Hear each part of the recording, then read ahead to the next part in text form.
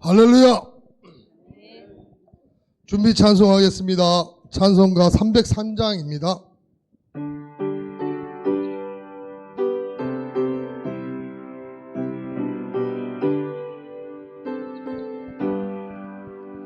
날 위하여 십자가에 중한 고통 받으사 대신 죽은 주 예수의 사랑하신 은혜요 보배로운 피를 흘려 영영 죽을 죄에서 구속함을 받은 우리 어찌 찬양 안 할까. 예수 안에 있는 우리 한량없이 즐겁고 주 성령의 위로함이 마음속에 차도다. 천국의 음악 소리 같은 은혜로운 그 말씀 끊임없이 듣는 우리 어찌 찬양 안 할까. 이 세상의 모진 풍파 쉬지 않고 불어도 주님 안에 보호받는 우리 마음 편하다. 늘 깨어서 기도하고 전 천국을 바라며 주님만을 기다리니 어찌 찬양 안 할까. 찬송가 310장입니다.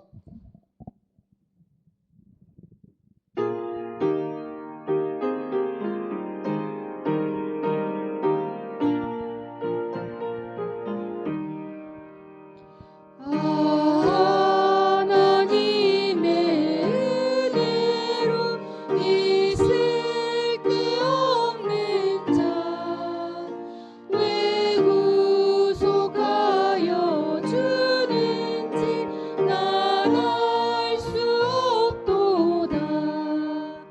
내가 믿고 또 의지함을 내 모든 형편하시는 주님 늘 보호해 주실 것을 나는 확실히 아네. 왜 내게 그센 믿음과 또 복음 주셔서 내 마음이 항상 편한지 난 알 수 없도다. 내가 믿고 또 의지함을 내 모든 형편하시는 주님 늘 보호해 주실 것을 나는 확실히 아네.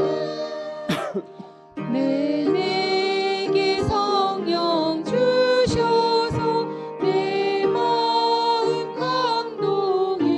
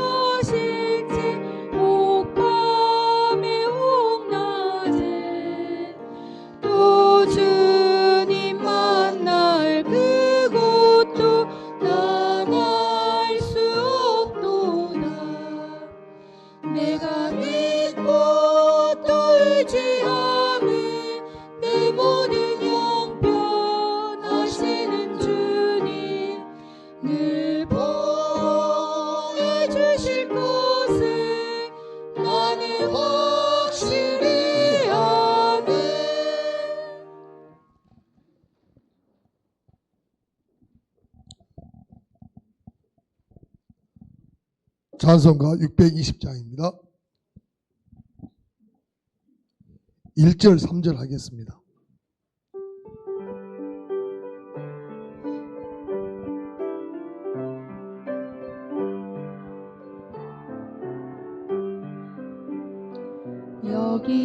여기에 모인 우리 주의 은총 받은 자여라.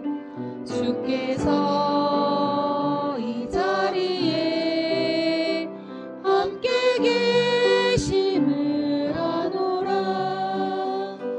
언제나 주님만을 찬양하며 따라가리니 시험은 당할 때도 함께 계심을 믿노라. 이 믿음도 굳세라. 주가 지켜주신다. 어두운 밤에도 주의 밝은 빛 인도하여 주신다. 여기에 모인 우리 사랑받는 주의 자녀라. 주께서 뜻하신 바 우리 통해 펼치신다.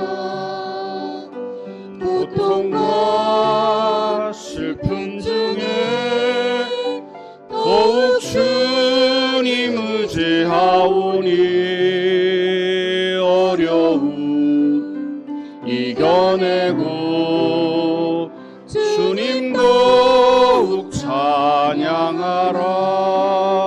이 믿음 더욱 굳세라. 주가 지켜주신다. 어두운 밤에도 주의 밝은 빛 인도하여 주신다. 아멘.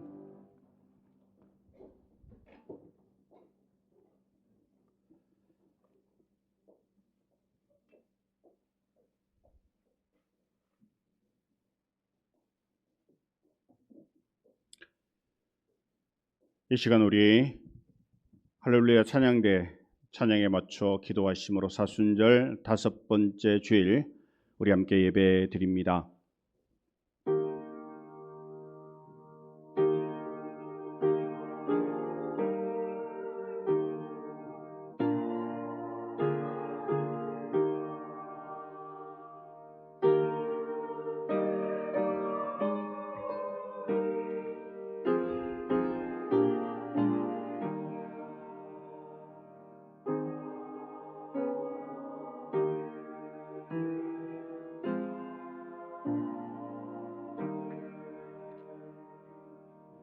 내가 또 보고 들음에 보좌와 생물들과 장로들을 둘러선 많은 천사의 음성이 있으니 그 수가 만만이요 천천이라. 큰 음성으로 이르되 죽임을 당하신 어린 양은 능력과 부와 지혜와 힘과 존귀와 영광과 찬송을 받으시기에 합당하도다 하더라. 아멘. 거룩하신 하나님 아버지, 사순절 기간이 다하여가는 마지막 주일에 예배를 드립니다. 예수님께서 고난당하신 골고다의 십자가가 더욱 선명하게 다가오는 아침입니다. 저 십자가에서 흐르는 피는 그 누구도 아닌 나의 죄를 속량하는 보혈인 것을 믿습니다. 그 보혈을 지나서 삼위일체 하나님께서 좌정하여 계신 거룩한 보좌 앞으로 나아가 예배하오니 창조주이시며 만유의 주제이시며 구원자가 되시는 삼위일체 하나님만 홀로 영광을 받아 주옵소서. 그리고 간절한 마음으로 은혜를 사모하는 모든 성도에게는 구원의 은총과 넘치는 사랑을 베풀어 주옵소서. 예수 그리스도의 이름으로 기원하옵나이다. 아멘. 일어나셔서 우리 함께 찬양합니다.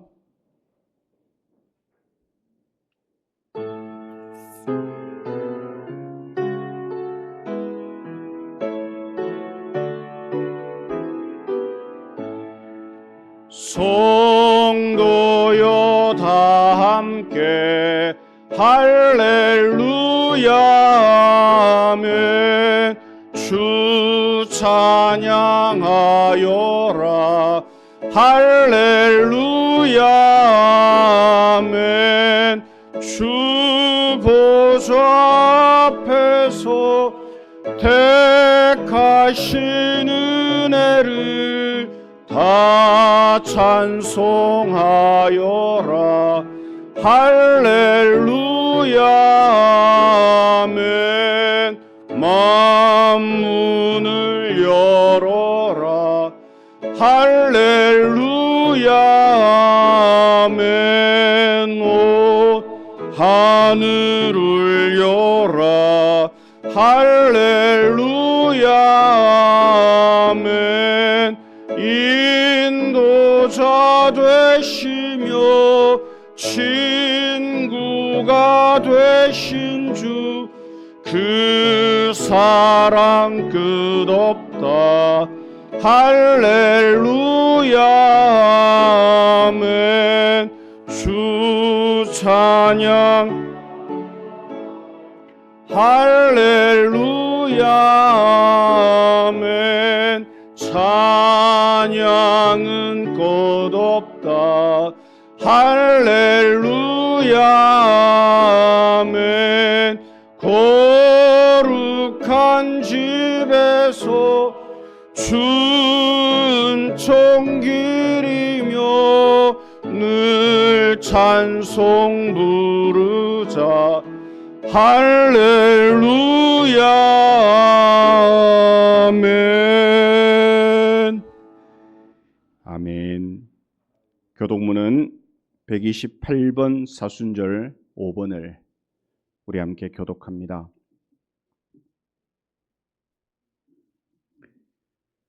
나의 영혼이 잠잠히 하나님만 바라며 나의 구원이 그에게서 나오는도다.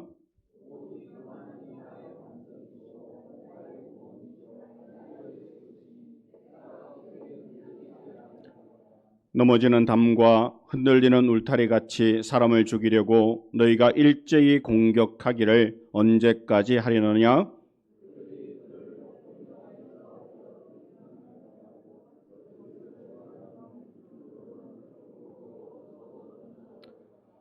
나의 영혼아 잠잠히 하나님만 바라라. 물은 나의 소망이 그로부터 나오는도다.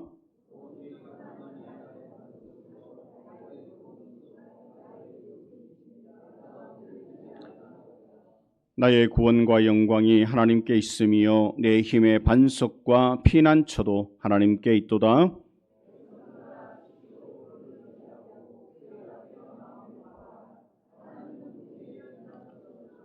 아멘. 우리의 신앙을 사도신경으로 함께 고백합니다. 나는 전능하신 아버지 하나님 천지의 창조주를 믿습니다. 나는 그의 유일하신 아들 우리 주 예수 그리스도를 믿습니다. 그는 성령으로 잉태되어 동정녀 마리아에게서 나시고 본디오 빌라도에게 고난을 받아 십자가에 못 박혀 죽으시고 장사된 지 사흘 만에 죽은 자 가운데서 다시 살아나셨으며 하늘에 오르시어 전능하신 아버지 하나님 우편에 앉아 계시다가 거기로부터 살아있는 자와 죽은 자를 심판하러 오십니다.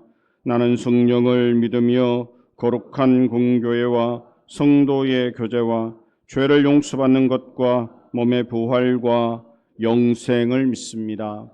아멘. 자리에 앉으셔서 우리 함께 찬양합니다.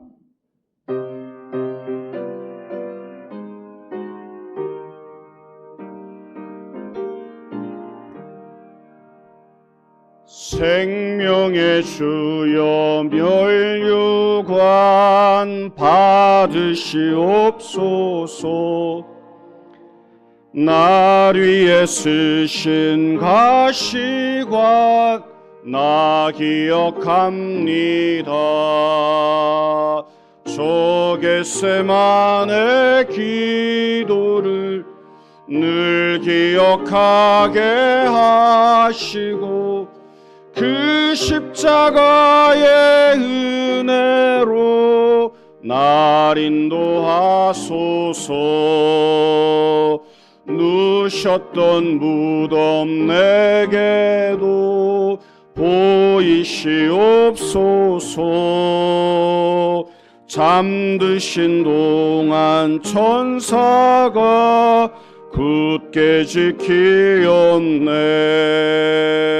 저 겟세마네 기도를 늘 기억하게 하시고 그 십자가의 은혜로 날 인도하소서.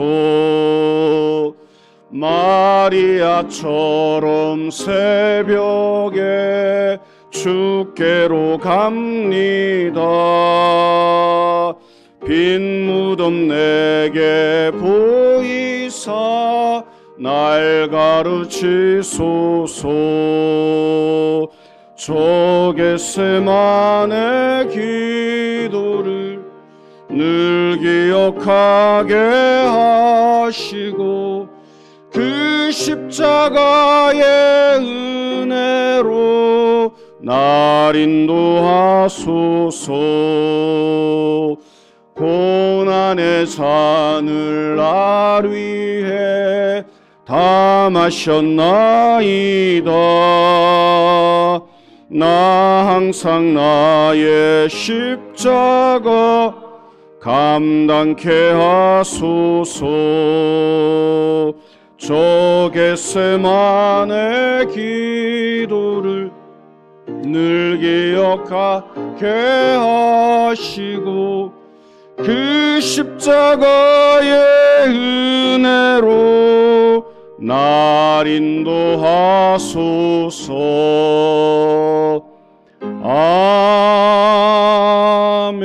아멘. 예배를 위해서 조정규 장로님 기도 인도하시겠습니다.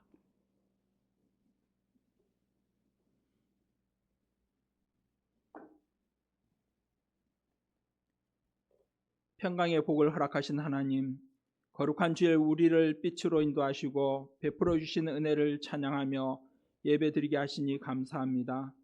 지난 한 주 동안 주님이 우리를 품 안에서 지켜주시고 불편한 몸과 상한 마음과 연약한 영혼을 소생시켜 주시고 힘을 다하여 평화와 안정을 허락하여 주시니 감사합니다. 여러 질고로 괴로워하는 성도들을 주님께서 친히 보혈의 피로 안수하여 주셔서 회복시켜 주시기를 간구합니다. 우리의 기도를 들어주시고 건강과 평강의 복을 누리게 하옵소서. 믿음의 축복에 따라 달란트를 달리 배분하시고 그 공평한 배분의 추에 사랑을 다하사 공의를 베풀어 주시는 하나님께 감사와 영광을 돌립니다. 우리의 영이 성령의 열매를 맺어 베풀기를 원하시고 함께 그 열매를 맺어 나누기를 원하시고 그 성령의 열매를 맺기까지 기다려 주시는 주님께 영광을 돌립니다. 이 성령의 열매가 믿음으로 맺힐 수 있음을 보게 하시고 그 아름다운 열매를 저마다 맺게 하옵소서. 이성의 열매에 생명이 없음을 알게 하시고 우리 자신의 이성에 대한 의심으로 주님의 말씀에 대한 믿음으로 한 걸음 더 나아가게 하옵소서. 주님의 뜻을 알아 생명나무의 양식을 먹게 하옵소서. 믿음으로 성경 말씀을 열어 제단을 쌓는 시간이 빈번하게 하시고 저마다 생명의 양식을 얻게 하시고 찬양으로 주님께 영광 돌리게 하시며 우리의 영혼을 소생시켜 주옵소서.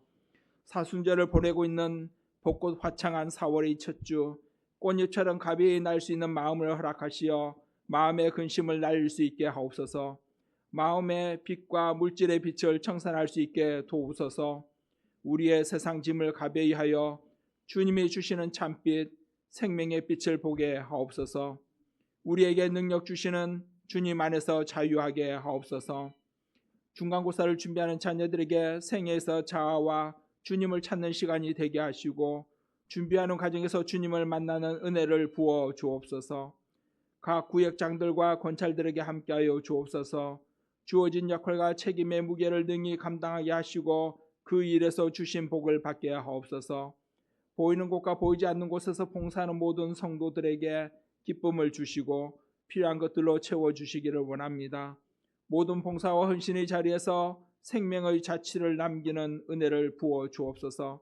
할렐루야 찬양대가 찬양 드릴 때 주님 영광 받아 주옵소서. 이 향기로운 찬양으로 영광 돌릴 때 우리의 마음에도 달콤한 운율로 남아있게 하옵소서. 우리가 함께 드리는 찬양이 천상의 소리가 되게 하옵소서. 각 찬양대원의 목소리를 지켜주시고 건강 주시며 더 지혜롭게 하옵소서. 찬양 드리는 학생들을 주님이 기억하여 주셔서 그들의 학업에서 으뜸이 되게 하시고 사람으로부터 존중과 사랑을 받으며 그들이 하는 일이 주님의 기쁨이 되게 하옵소서. 자신에게도 뿌듯함을 주옵소서. 거룩한 주일을 맞이하여 말씀으로 목사님 단위에 세우셨사오니 영육간에 강건하게 하시고 예배 드리는 동안 피곤치 않게 돌보시며 그 목소리를 지켜 주옵소서. 생명의 말씀에 우리의 영혼을 취하여 주옵소서. 믿음의 지혜를 주시고 보혈의 피로 우리를 구원하여 주신 예수 그리스도 이름으로 기도합니다. 아멘.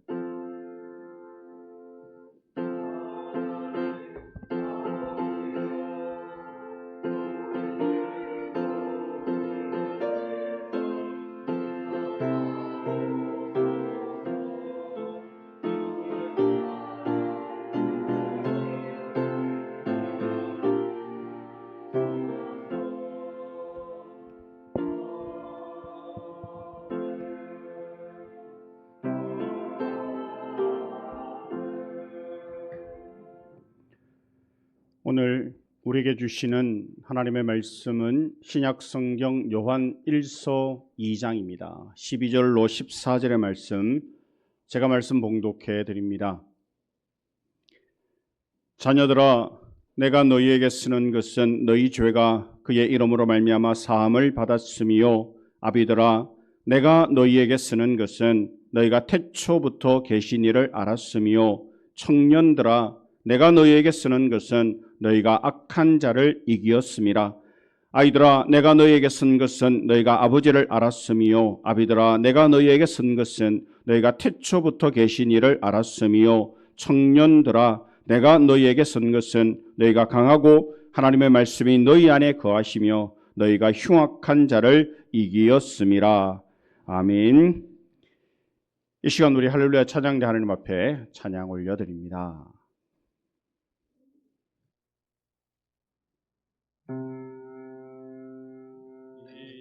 인내하신 구세주여, 인내하신 구세주여, 내 말 들으사 죄인 뭐라 하실 때에 날 부르소서. 자비하신 보좌 앞에, 자비하신 보좌 앞에 울어엎드려 자복하며 회개하니 믿음 주소서. 주여 주여 내 말 들으사 죄인 뭐라 하실 때에 날 부르소서. 주의 공로 의지하여 주께 가오니 선한 마음을 가지시사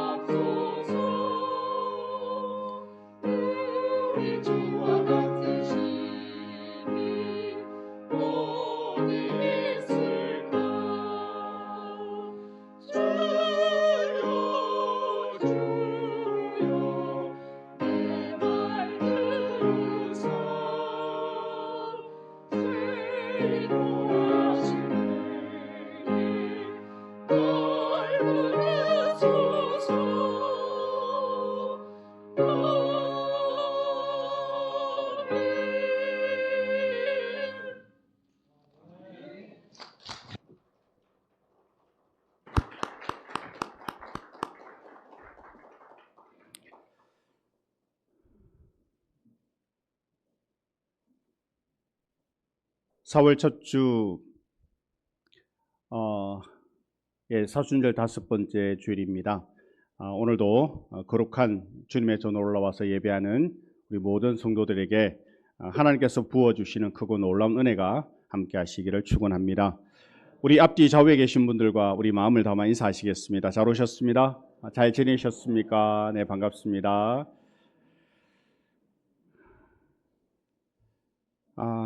신교주일 영상은 다음 주에 보도록 하겠습니다.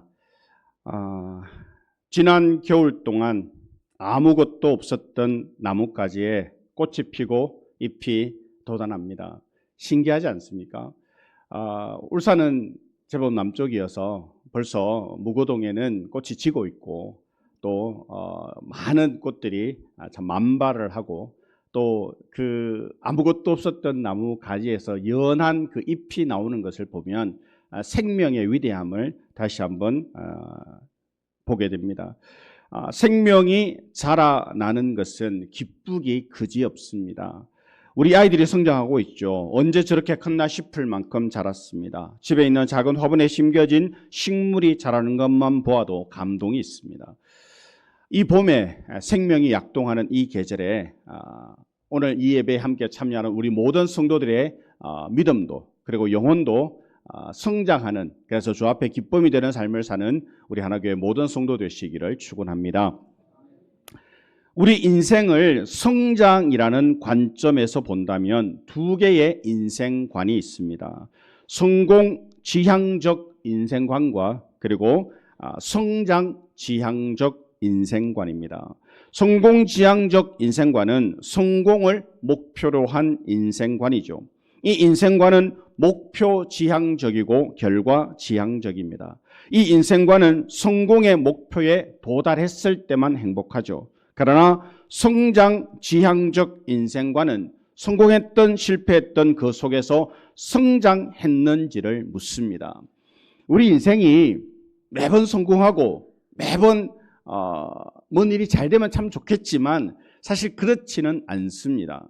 그런데 우리가 어떤 일에 대해서 성공했던 실패했던 성공과 실패의 결과에 연연하기보다 내가 이 성공을 통해서 얼마나 성장했느냐, 내가 이 실패를 통해서 얼마나 더 넓고 깊은 사람이 되었느냐가 참 중요합니다.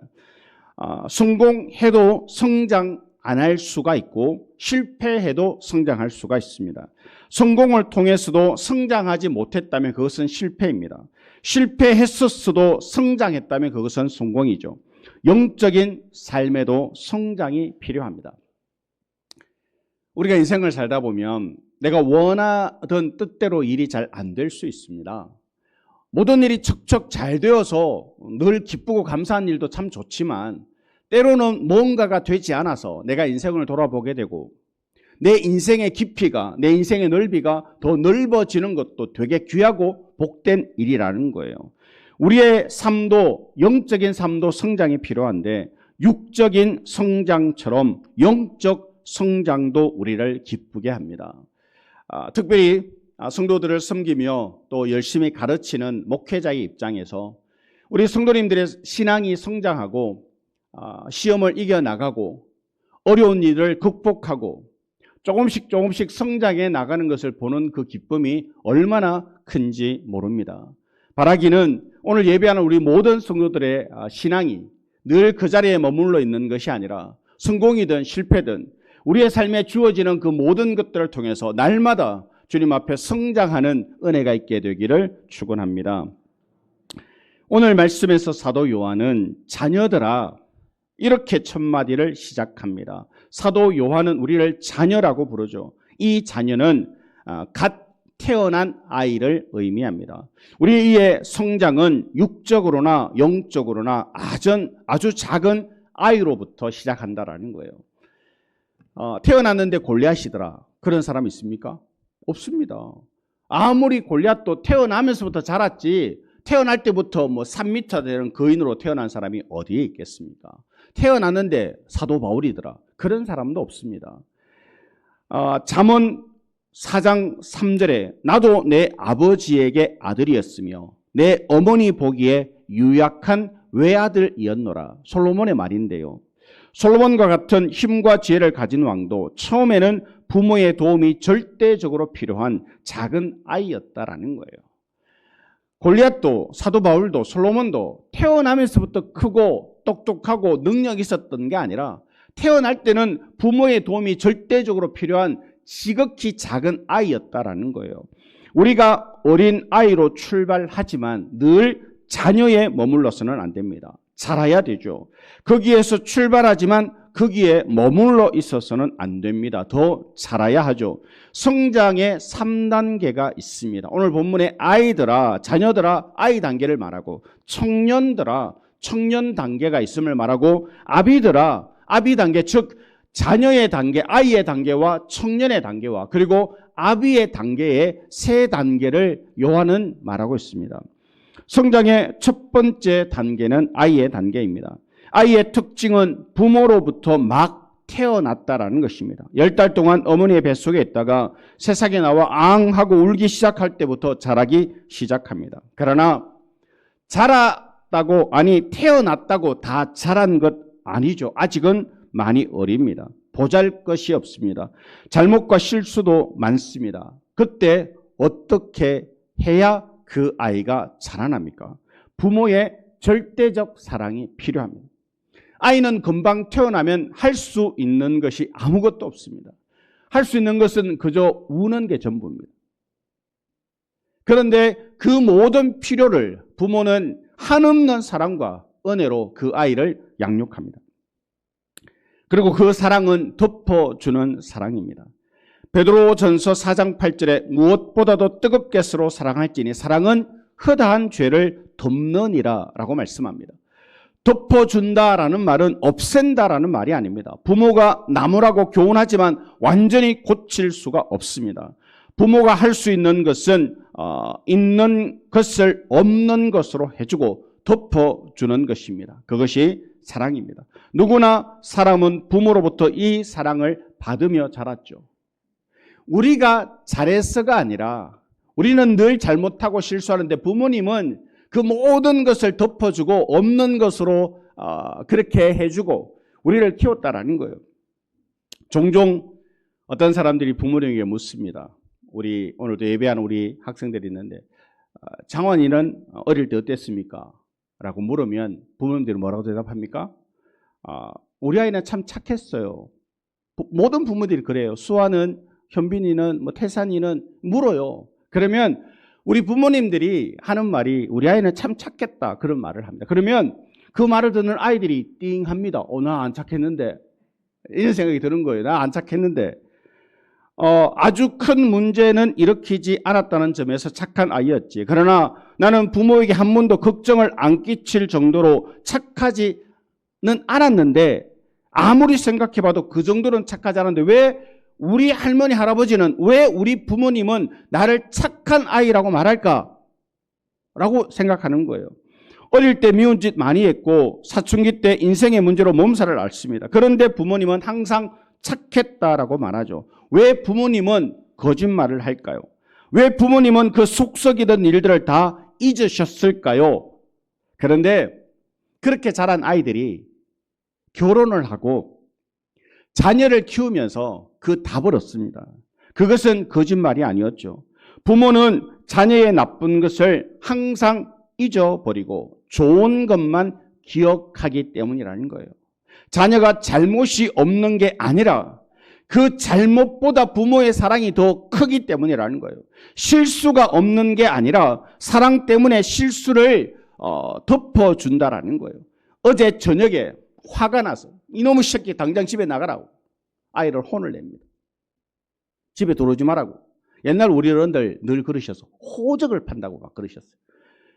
그런데 그 다음날 아침이 되면 또 없던 사랑이 다시 돋아나고 그 아이가 안쓰럽고 또 말없이 그 아이를 안아주고 돈 필요 없어?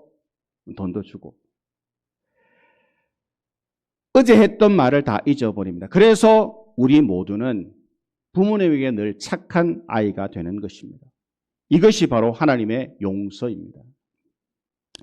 그래서 우리가 하나님께로 돌아와서 경험하는 첫 번째 사랑이 뭐냐 하면 12절 뒷부분에 보면 너희 죄가 그의 이름으로 말미암아 사함을 받았으며 거예요. 우리 자녀들 별로 안 착합니다. 그런데 부모들은 항상 그 아이가 착하다라고 이야기합니다. 왜냐하면 우리 아이들이 잘못한 것보다는 부모의 사랑이 더 커서 그것을 매번 덮기 때문이라는 거예요. 우리 성도님들 착하십니까? 우리는 하나님 보시기에 별로 안 착한데, 그런데 하나님의 사랑이 너무 커서 우리의 그 모든 허물을 자꾸 덮는다라는 거예요. 그래서 하나님이 우리를 향해서 착하다, 사랑스럽다, 선하다라고 말씀하시는 거예요. 용서를 받는 것이죠. 보호받고 덮어지는 것입니다. 이사야 43장 25절에 나 곧 나는 나를 위하여 내 허물을 도말하는 자니 내 죄를 기억하지 아니하리라 라고 말씀합니다. 하나님이 우리를 너무 사랑하셔서 우리의 죄를 기억하지 않겠다라고 말씀하시는 거예요. 부모로부터 많은 사랑을 받고 자라셨습니까? 동시에 하나님으로부터도 용서를 받았다라는 사실을 아십니까? 하나님께 돌아온 자녀에게 하나님이 주신 첫 번째 선물이 바로 용서입니다. 로마서 8장 1절 2절에 그러므로 이제 그리스도 예수 안에 있는 자에게는 결코 정죄함이 없나니 이는 그리스도 예수 안에 있는 생명의 성령의 법이 죄와 사망의 법에서 너를 해방하였음이니라. 부모가 자녀를 용서하는 이유는 딱 하나입니다. 자식이기 때문이고 그리고 그 자식을 너무 사랑하기 때문이라는 거예요. 때로 자식이 속을 썩이고 때로 자식이 마음을 아프게 하고 때로 내 호적에서 파고 싶을 만큼 그런 마음이 들 때도 있지만 자고 나면 또 새로운 마음이 생겨서 그 자식을 향해서 한없는 사랑의 마음이 솟아나고 용서해주고 또 밥 해주고 또 옷 사주고 신 사주고 가방 사주고 폰도 바꿔주고 그런 이유가 뭐냐라는 거예요. 사랑하기 때문에, 자식이기 때문이라는 거예요.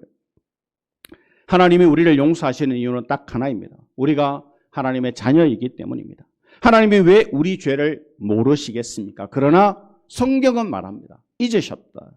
그 아들의 피로 우리의 실수와 죄가 덮여져 보이지 않게 되었습니다. 그래서 우리가 하나님의 자녀로 자라기 시작했죠. 이것이 우리 성장의 출발입니다. 우리는 하나님의 한없는 은혜와 사랑으로 덮음을 당하며 나의 그 못나고 부족한 부분들을 한없는 사랑으로 덮어주고 덮어주며 지금도 자라는 중에 있는 줄로 믿습니다. 시골에 가서 모종을 키우는 데 가보시면 밖이 춥잖아요. 비닐하우스 안에 이불을 덮어줘요. 그 위에 몇 겹씩 이렇게 덮어줘요. 그리고 이제 해가 나면 다시 걷어주고 또 추면 덮어주고 그 일을 얼마나 오랫동안 반복하는지 몰라요. 개가 어느 정도 자라기까지 계속 추울까 봐 밤마다 그걸 덮어줘요. 우리가 지금 이렇게 자란 것 그저 자란 것 아니라 한없는 하나님의 사랑이 우리를 덮고 덮고 또 덮어서 지금 우리가 이 자리에 있게 되는 줄로 믿습니다. 그러다가 점점 자라게 되면 성장의 두 번째 단계를 맞이하는데 바로 청년의 단계입니다. 13절 뒷부분에 보시면 청년들아 내가 너희에게 쓰는 것은 너희가 악한 자를 이겼음이라. 청년의 단계가 되면 악한 자가 생깁니다. 아이 때는 악한 자가 있어도 어떻게 돼요? 부모가 다 막아줘요.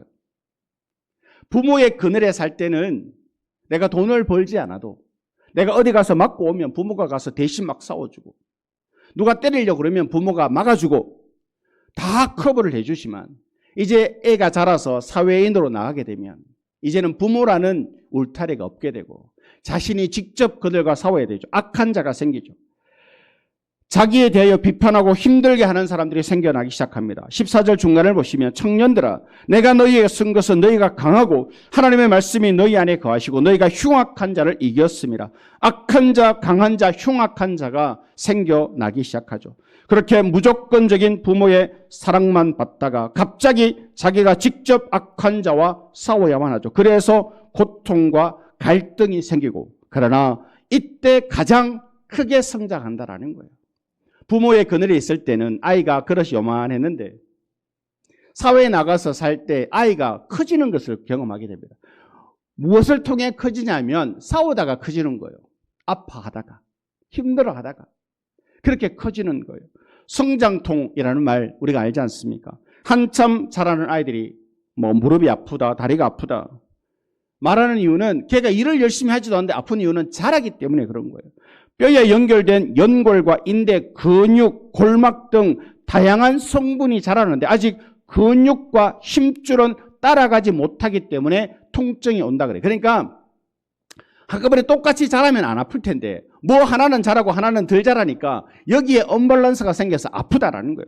성장통이 오면 하루 종일 나른하고 무기력하고 쏟아지는 잠을 주체하기가 어렵습니다. 그래서 중고등학교 시절에 우리 아이들이 계속 자잖아요. 자는 이유가 아파서 크느라고 자는 거예요.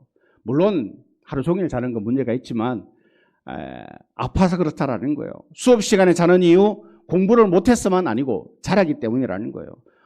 한동안 좀 봐줄 필요가 있습니다. 온몸이 쑤시고 여기저기가 아픕니다. 몸이 자라고 있다는 증거입니다. 그래서 아프면 성장하고 아파야 성장한다라는 거예요. 신앙생활 하다 보면 아플 때가 있습니다. 내가 지금 잘 믿고 있는 건가? 내가 지금 잘 믿고 있는지, 뭐가 왜 이렇게 힘들지? 아프다라는 거예요. 꼭 그런 시기를 지나가게 되는데 그 시기를 통해서 우리의 신앙이 성장하게 된다라는 거예요. 영국의 에딘버러 고성이 바라다 보이는 카페에 조앤 롤링이라는 여자가 쓴 해리포터, 이름은 들어보셨잖아요. 영어도 나왔고 다 아실 텐데 역사상 가장 많이 팔린 책이라고 하죠.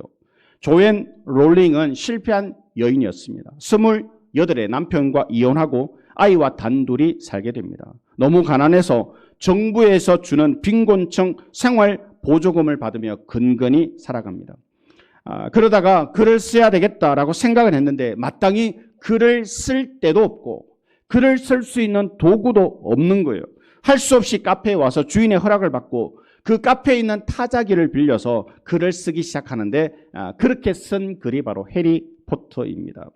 처음부터 베스트셀러가 되기를 꿈꾸지 않았습니다. 입에 풀칠하려고 글을 쓴 거죠. 그러나 한 가지 분명했습니다. 실패보다 실패를 통해 배우는 것이 중요하다 생각했죠. 그는 나중에 유명해지고 나서 하버드 대학 졸업식 축사에 가서 이렇게 말했다고 합니다. 실패는 삶에서 불필요한 불순물을 제거해 줍니다. 나는 나의 실패를 딛고 내가 가장 잘할 수 있다 생각하는 일을 시작했습니다. 내가 시작하자 하나님께서 마치셨습니다. 언제나 인생에서 성장하는 순간은 고통의 순간입니다. 고통이 우리를 자라게 합니다. 왜 내 인생에는 이렇게 고난이 많지? 왜 내 인생은 이렇게 힘들지? 라고 말할 게 아니라 우리의 인생에서 고난의 시간들이, 고통의 순간들이 우리를 자라게 하더라라는 거예요. 어떤 잡지에 일찍 잘라줘서 고맙다라는 제목의 글이 있습니다. 한 분이 안정된 공기업에서 일하다가 정년을 5년 남겨두고 명예퇴직을 당합니다. 아니, 아직 5년이나 남았는데 나를 이렇게 자르면 나는 어떻게 사냐? 처음에는 너무 화가 나서 술만 마시고 괴로워했는데 그러다가 이렇게 살면 안 되겠다 싶어 작은 사업을 시작했고 부업으로 보험 설계사로 일을 하기 시작했습니다. 그것이 잘 되어서 수입이 꾸준히 늘며 요즘은 너무 감사하다라는 거예요. 내가 5년 뒤에 은퇴를 했더라면 이런 일을 시작할 수 없었을 텐데 5년 일찍 은퇴해서 내가 놀 수가 없어서 시작한 일이 이렇게 잘 되었으니 무엇보다 늙어서는 할 수 없는 일을 미리 찾아서 감사하다며 너무 늦게 그만두었다면 아무것도 못했을 텐데 회사에서 일찍 잘라줘서 지금 살았다. 그는 그렇게 말하고 있습니다. 여기에 중요한 교훈이 있습니다. 성장은 고통을 통해서 온다라는 거예요. 살다 보면 내가 원하지 않는 고난의 시간들이 옵니다. 어떻게 해석하느냐의 차이입니다. 왜 나를 자르지? 세상을 원망하고 불평할 수 있습니다. 그러나 이렇게 내가 빨리 그만둔 데는 이유가 있겠지. 또 다른 삶의 방향을 찾았을 때 그는 일찍 잘라줘서 고맙다라는 글을 쓰는 사람이 되었다라는 거예요. 우리에게는 이런저런 고난의 시간들이 옵니다. 그것을 내가 믿음으로 어떻게 해석하고 그것을 어떻게 받아들이고 그 속에서 내가 어떤 의지를 가지고 내가 삶의 방향들을 찾아나가느냐가 중요합니다. 영적 성장을 위해서도 이 원리가 통하죠. 베벌리 실저라는 사람이 이렇게 말을 했습니다. 언제나 갈 만한 길에 지름길은 없다. 사람들은 편한 길을 찾습니다. 그러나 살아보셔서 아시지만 편한 길 없습니다. 성공하는 길에 지름길은 없다라는 거예요. 디모데후서 2장 1절부터 6절에 바울은 예수님을 따라가는 제자들을 세 종류의 사람을 예를 들어 설명하는데 첫 번째는 군인이고 두 번째는 선수고 세 번째는 농부입니다. 어느 것 그냥 되는 것 없습니다. 군인은 명령에 오직 복종해야 되고 선수는 자기와의 피나는 싸움을 통해서 경기에서 승리해야 됩니다. 농부는 한 알의 열매를 위해서 불철주야 수고해야 됩니다. 살 한 토를 만들기 위해서 농부가 그 88번의 손길이 간다라고 합니다. 그냥 되는 일이 없다라는 거예요. 군인, 선수, 농부뿐이겠습니까? 세상에 성공하기 위해서 대충 해서 될 일이 있겠습니까? 경영 전문가 피터 드러크가 말합니다. 내일의 성공을 가로막는 가장 큰 적은 오늘의 성공이다. 오늘의 성공에 취해 있는 사람은 내일의 성공을 이룰 수가 없다라는 거예요. 영적 성장을 위해서도 우리는 잘 싸워야 합니다. 잘 싸우기 위해서 가장 좋은 것은 좋은 습관을 들이는 것입니다. 이규경이라는 사람이 쓴 짧은 동화 긴 생각이라는 책에 이런 말이 나옵니다. 어떤 사람이 작은 습관 하나를 만들었다. 그는 그것을 늘 끌고 다녔다. 그 습관이 자라서 큰 습관이 되었다. 지금도 그는 그 큰 습관에 끌려 다닌다. 사람들은 한 번, 두 번, 세 번 하면 그게 습관이 됩니다. 그러면 그 습관이 나를 끌고 가는 거예요. 처음에는 내가 만든 습관이지만 그 습관이 나를 끌고 간다는 거예요.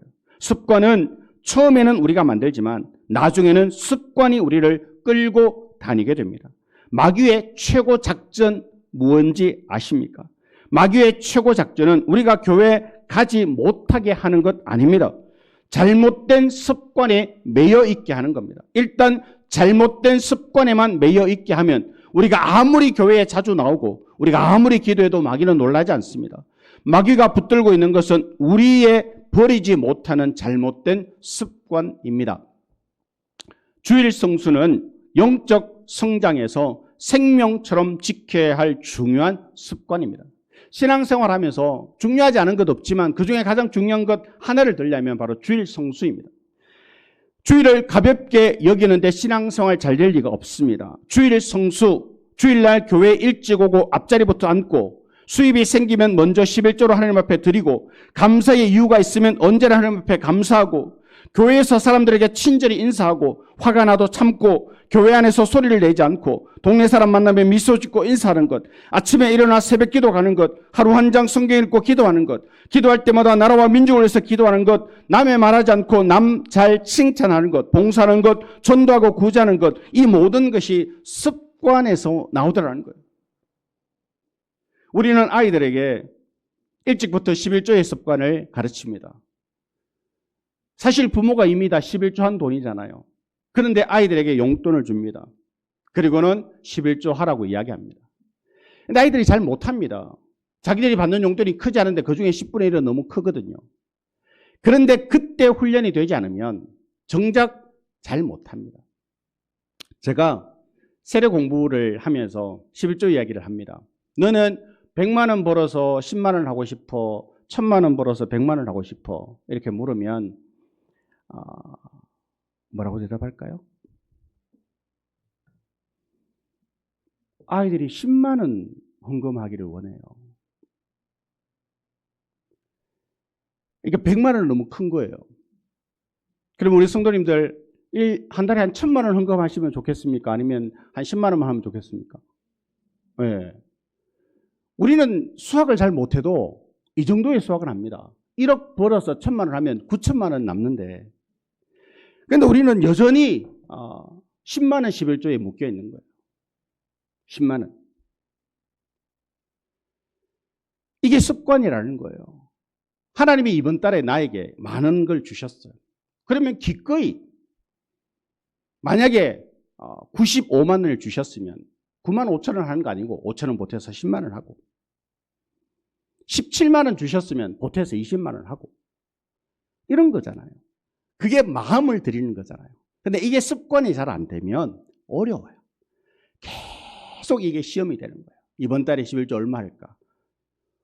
고민할 거 없잖아요. 하나님께 주신 것 중에 열의 하나를 구별하면 되는데 계속 고민하는 거예요. 수당을 뺄까? 본보험만 할까? 이런 고민이 드는 거예요. 이거는 내가 지금 잘못된 습관이 들여져 있는 거예요. 주일날 교회 오는데 딱 정각에 맞춰서 온다.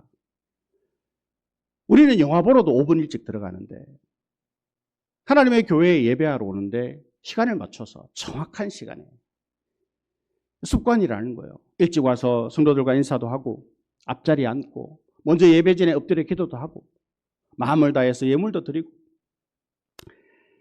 영적 생활에 도움이 되지 않으면 어떤 습관도 그만둘 수 있어야 됩니다. 트루먼 대통령이 이런 말을 합니다.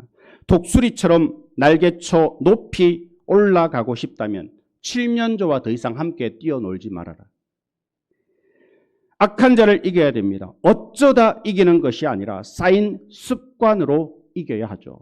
하루 이틀 이기는 것이 아니라 매일 이겨야 합니다. 이것이 바로 청년 단계의 믿음입니다.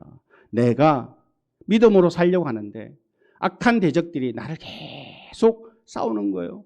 우리는 그 싸움에서 이기고 지고를 반복하며 그렇게 성장해 나가고 그리고 좋은 습관을 가져 나가는 거예요. 일이 있으면 주일날 교회 안 와도 된다. 이런 정의는 우리의 믿음을 자꾸 허물다라는 거예요.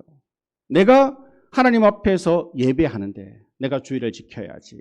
내가 가서 하나님 앞에 예배해야지. 거기에 목숨을 걸어야 된다는 거예요. 내가 하나님 앞에 드리는 거에 있어서 언제나 타협하는 게 아니라 하나님 앞에 정직하는 것. 이게 습관이 될 때 우리는 하나님께서 부어주시는 놀라운 은혜와 복을 누리게 됩니다. 성장의 마지막 단계는 아비의 단계인데요. 13절에 아비들아 내가 너희에게 쓰는 것은 너희가 태초부터 계신 이를 알며 이 단계의 특징은 하나님을 아는 건데 알다라는 말에는 두 가지 특징이 있습니다. 하나는 지적으로 안다라는 것이 아니라 경험적으로 안다라는 것입니다. 우리가 하나님을 머리로 알 수 있습니까? 한계가 있습니다. 하나님은 우리 머리로 아는 것이 아니라 삶의 경험을 통해서 알아지는 것입니다. 우리가 공부해서 하나님을 아는 게 아니라 우리가 살아가면서 하나님께서 내 삶에 역사하시는 것을 우리가 아는 거예요. 또 하나 하나님을 안다라고 하는 것은 의도적으로 아는 것입니다. 사실 하나님은 우리가 알기 전에 우리에게 알려지죠. 하나님이 우리에게 알려준 만큼 우리는 하나님을 압니다. 그러나 여기서 하나님을 안다라고 할 때 이 말은 하나님이 알려줄 때까지 기다리지 않는다라는 것을 의미합니다. 우리가 하나님을 향하여 의도적으로 나아가는 것, 그러니까 크게 두 가지 성장이 있습니다. 고통과 싸워 이기면 결과적으로 성장하죠. 처음에는 이길지 말지 모릅니다. 그러나 성장하기로 마음먹으면 이기든 지든 성장하죠. 그러나 하나님께 나아가는 것은 결과적이지 말고 의도적이어야 합니다. 14절에 아비들아 내가 너희에게 쓴 것은 너희가 태초부터 계신 이를 알았으며 우리가 태초부터 계신 이를 어떻게 아느냐? 의도적인 노력이 필요하다라는 거예요. 아프리카 청춘이다를 쓴 서울대 김난도 교수는 승리는 다른 것이 아니라고 말합니다. 중독이 된 습관을 바꾸는 것입니다. 게임보다는 독서를, 인터넷 서핑보다는 신문 읽기를, TV 시청보다는 영화 감상을, 공상보다는 사색을, 수다보다는 대화를, 골프보다는 걷기를, 다이어트보다는 운동을, 사우나보다는 반신욕을, 늦잠보다는 피로를 푸는 토막잠을, 구체적이고 의도적인 노력을 하지 않고서는 하나님을 알 수 없다 말합니다. 철로 역정의 주인공 크리스찬이 뷰티풀 하우스에 들어갔더니 한 사람이 크리스찬의 팔을 붙들고 칠흑처럼 캄캄한 방으로 인도합니다. 방 안에는 한 남자가 철창 안에 갇혀 있습니다. 고개를 푹 숙이고 땅바닥만 물끄러미 바라보고 있습니다. 크리스찬이 묻습니다. 당신은 누구입니까? 남자가 과거에는 생각조차 못했던 그런 사람입니다. 과거에는 어떤 분이었습니까? 믿음에 관해서라면 누구 못지않게 올바르게 살고 매일 성장의 길을 걸었지요. 그런데 이제는 자포자기 상태입니다. 절망감이 철창처럼 날 에워싸고 있죠. 도저히 빠져나갈 수가 없습니다. 이제 다 틀렸습니다. 어쩌다가 이런 지경에 이르게 되었습니까? 남자가 이야기합니다. 늘 조심하고 성실하게 살지 못했습니다. 욕망이 이끄는 대로 살았습니다. 하나님의 선하심을 등지고 죄만 짓고 살았습니다. 어떻게 이토록 참담한 처지에 이르게 된 것입니까? 세상의 욕망과 쾌락, 유익해 보이는 것들을 너무 좋아했죠. 하나님을 향한 열망을 품지 못했고 하나님을 향해 의도적으로 나아가지 못했습니다. 여기에 의도적이라는 말이 나옵니다. 한때 잘 나갔으니 지금은 철창에 갇힌 사람은 하나님께 열심을 가지지 않아서 그렇다고 말합니다. 그래서 우리 영적 성장을 좀먹는 두 가지 벌레가 있는데 자만심과 자기 연민입니다. 자만심은 자기를 너무 대단한 사람으로 여기는 태도입니다. 내가 누군데 그걸 해? 내가 왕년에 기도 안 해봤나? 내가 성경 안 읽어봤나? 이게 자만심이라는 거예요. 자기 연민은 자기를 너무 불쌍히 여기는 것입니다.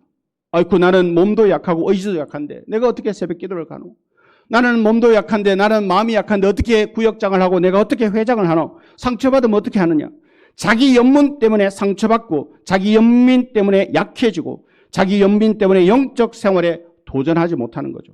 전도를 하고 초로 기도를 하고 고난주간 특세도 하나님께 나아가는 의도적 성장의 일환입니다. 교회에 사는 모든 일에 적극적으로 참여하려는 의지가 있어야 됩니다. 제가 여러 번 말씀드렸지만 아무 일도 하지 않으면 아무 일도 일어나지 않습니다. 하나님께 나아갈 때 의도적으로 성장하기 위해서 한 가지가 더 있는데 봉사할 때 성장합니다. 초신자 때는 말씀만 들어도 성장합니다. 그러나 교회 나온 지 5년, 10년 되었는데도 성장하지 않는 이유가 있습니다. 몸을 움직이지 않아서 그렇습니다. 우리의 육신도 열심히 바벨을 들고 걷고 달리고 등산을 하고 그래야 근육이 안 빠집니다. 그런데 아무것도 하지 않고 누워있으면 한 달만 누워있으면 우리 몸의 모든 근육이 다 빠져버립니다. 마찬가지로 교회에 나와서 예배만 드리고 주일날 11시 예배 한 번으로 만족하면 우리의 믿음이 성장하기가 어렵습니다. 한 음악가가 이렇게 말합니다. 위대한 작곡가는 영감을 받아서 작곡을 시작한 것이 아니라 작곡을 시작하고 나서 영감을 받는다. 베토벤, 바그너, 모차르트, 바하 모두 영감을 기다리느라 시간을 낭비하지 않았다. 그들이 작곡하려고 펜을 잡을 때 영감이 임했다. 영감이 임해서 펜을 든 게 아니라 펜을 들고 곡을 쓰려고 애를 쓰다 보니까 영감이 임해서 그 놀라운 노래들을 작곡할 수 있었다는 거예요. 은혜가 언제 임하느냐? 언제 기쁨이 오고 언제 우리의 믿음이 성장하느냐? 가만히 앉아 있는데 그런 일들은 일어나지 않는다라는 거예요. 일어나서 일을 시작할 때 내가 잘 못하지만 그래도 말씀에 순종해서 내가 교사로 아이들 앞에 서서 얘들아 삭개오가 베드로가 사도 바울이 나도 잘 모르는 이야기들을 아이들에게 가르치며 떠듬떠듬 말하며 우리는 교사를 하지만 내가 더 성장하는 것을 경험하게 되고 나는 노래 잘 못 부르는데요. 그런데도 찬양대원으로 함께 서서 베이스가 뭔지 알토가 뭔지 소프라노가 뭔지 몰랐는데 하면서 알게 되고 함께 부르는 찬양 가운데 우리의 믿음이 성장하게 되더라는 거예요. 성장하기를 원하십니까? 고통이 올 때 도망가지 말고 이겨내셔야 됩니다. 성장의 뿌듯한 열매를 가슴에 안게 될 것입니다. 그러나 고통만 기다리지 말고 하나님께 열심을 다해 의도적으로 나아가셔야 됩니다. 더 큰 성장의 보람을 느끼게 될 것입니다. 열심히 섬기고 봉사하면 더 빨리 성장하게 될 것입니다. 자라고 자라 그리스도의 장성한 분량에 이르는 성장의 기쁨을 누리는 우리 모두가 되기를 소원합니다. 봄이 되면 온갖 나무들이 풀들이 막 경쟁하듯 푸른색, 붉은색, 노란색 온 천지에 생명의 기운이 약동을 합니다. 막 자라는 것이 눈에 보입니다. 비 한 번 오고 나면 더 색깔이 진해지고 더 잎이 무성해지고 우리의 신앙이 1년이 지나고 2년이 지나고 시간이 지나는데 왜 우리는 여전히 아이의 단계에 머물러 있는가? 우리는 청년의 단계를 지나 아비의 단계에 들어가서 좋은 습관을 만들어서 그 습관이 나를 성장으로 이끌어가고 하루가 다르게 성장하고 주님 보시기에 참 기뻐하시는 성장하는 그 은혜를 성장해서 아름다운 열매를 맺는 그 복을 누리며 하나님에게 기쁨을 그리고 우리 모든 성도들에게 서로 기쁨을 안기는 그런 복된 믿음의 삶을 살아가는 우리 하나교회 모든 성도 되시기를 말씀을 의지하여 축원합니다. 하나님 아버지 4월 첫 번째 주일 모든 나무에 잎이 나고 꽃이 피고 풀이 경쟁하듯 하루가 다르게 키가 자라고 있습니다. 하나님 성장을 보는 기쁨을 우리 가운데 허락하여 주시옵소서. 아이의 단계에 머물러 있지 않게 도와주시고 청년의 단계를 거쳐 아비의 단계에 이르러 좋은 습관으로 날마다 의지적으로 주님 앞에 성장하기를 애를 쓰며 아버지 앞에 담대히 나아가며 성장하여 아름다운 열매 맺어 주 앞에 영광 돌리는 우리 모든 성도 되게 주의 은혜 더하여 주옵소서. 감사드리며 예수님 거룩하신 이름으로 기도드립니다. 아멘. 우리 함께 찬양합니다.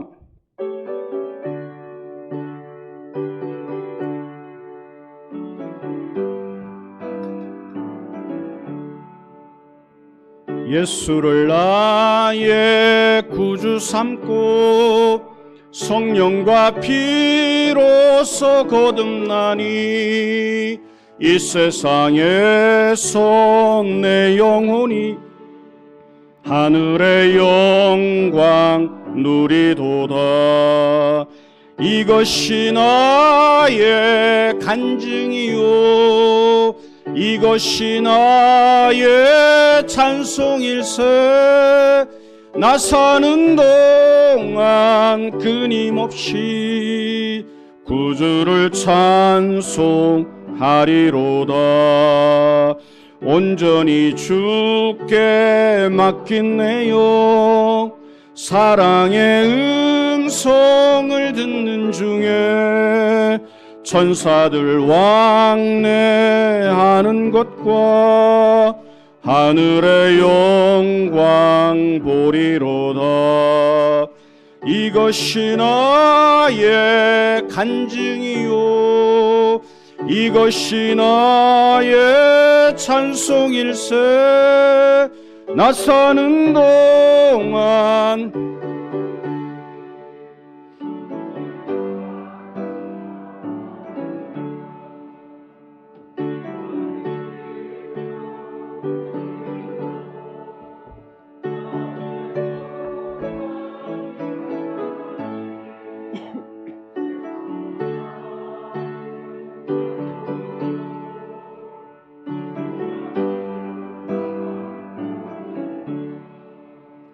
이것이 나의 간증이요 이것이 나의 찬송일세. 나 사는 동안 끊임없이 구주를 찬송하리로다. 아멘. 드린 예물 위해서 우리 함께 기도드립니다. 우리가 넉넉하고 풍족한 가운데 드리는 헌금이 아닐지라도 하나님께서 기뻐 받으시고 그 예물에 은혜와 복을 베풀어 주심을 감사드립니다. 하나님 앞에 많이 드렸다 뽐내지 말게 하시고 적게 드렸다 위축되지 않게 하옵소서. 사랑하는 성도들이 하늘의 미랄처럼 희생하는 헌금을 드리게 하시고 하나님 주시는 복과 은혜로 많은 열매를 맺는 삶 살게 하여 주옵소서. 주님께서 주실 복을 소망하며 11조와 감사 헌금을 드립니다. 자자손손 나가도 복을 받고 들어가도 복을 받게 하여 주옵소서. 여러 제목으로 드리는 예물을 기쁘게 받아주시고 성도들의 직장과 사업장에 은혜와 복을 더하여 주시옵소서. 성도들의 수고와 드림이 천하보다 귀한 한 영혼을 살리는데 꼭 필요한 도구가 되게 하여 주시옵소서. 만복의 근원이 되시는 예수님의 이름으로 축복하며 기도하옵나이다. 아멘.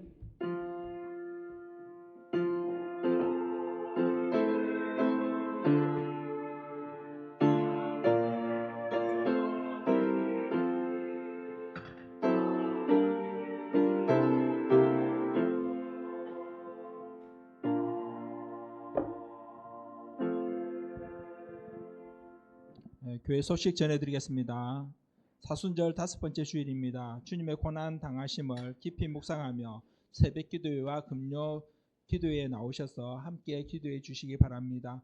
오늘 찬양 예배 후 전 성도가 구역별로 전도합니다. 함께 참여하셔서 은혜로운 시간 되시기를 원합니다. 이번 영남 지역 산불로 피해를 입은 교회와 성도들을 위해 재난구호 헌금을 하고자 합니다.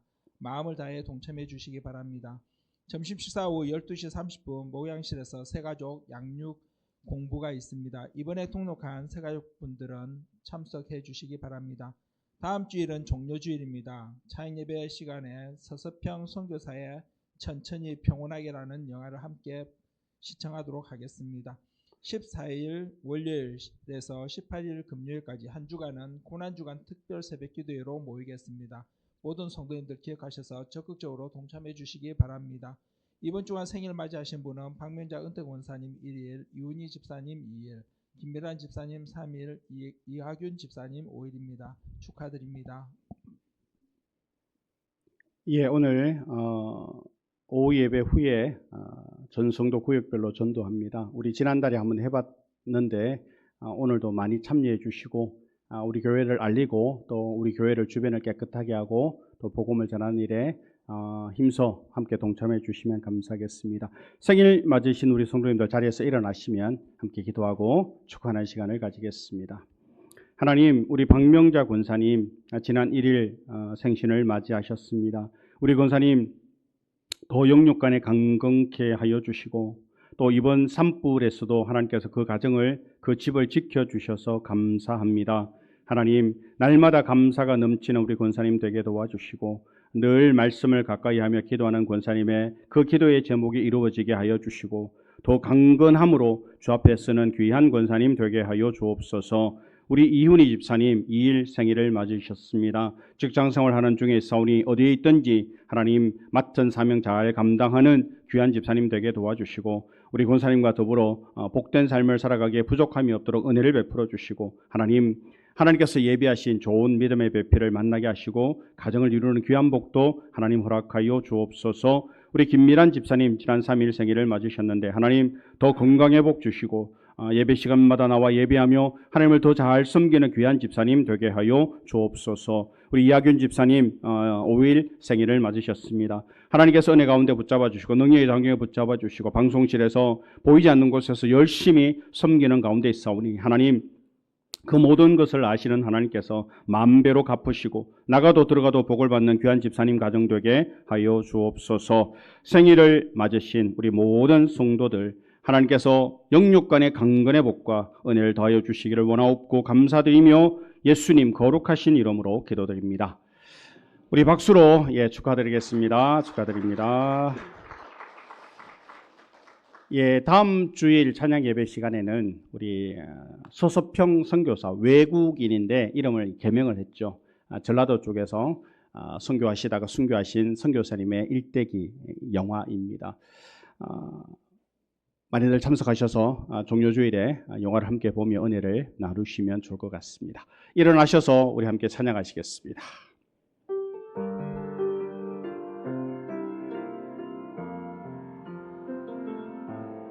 오늘 이곳에 계신 성령님 우리에게 말씀하시고 우리를 가르치소서.